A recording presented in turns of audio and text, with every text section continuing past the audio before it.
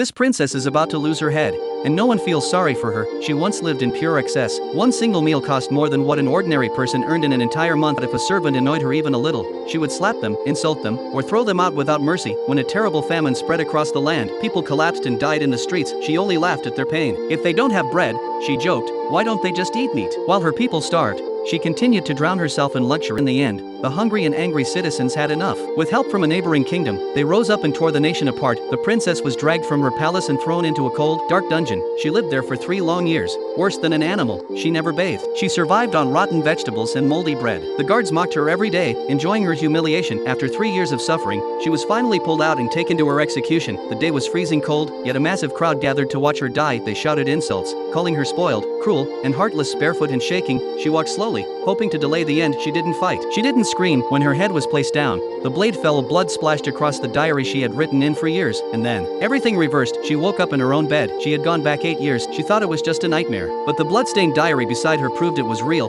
She had written in it every single day while in prison. After years of eating filth, even a simple tomato now brought tears to her eyes. She thanked the chef sincerely for the meal. The servants were stunned. Was this really the same selfish princess? Then something even stranger happened. The maid tripped and fell, crushing a cake on the floor. In the past, the princess would have screamed and punished her, but this time, she gently asked if the maid was hurt. She even promoted her to stay by her side, because during those 3 years in prison, only that maid had ever shown her kindness. On the day of execution, it was the same maid who braided her hair. She had been her only comfort. Now given a second chance, the princess decided to change. She asked her maid to buy common food, to see how ordinary people truly lived. She would never again ask that cruel question about bread and meat. According to her diary, she would be executed again in 8 years. If she wanted to survive, everything had to change. She then sought out a young advisor, the only person who had tried to save the kingdom before in her past life.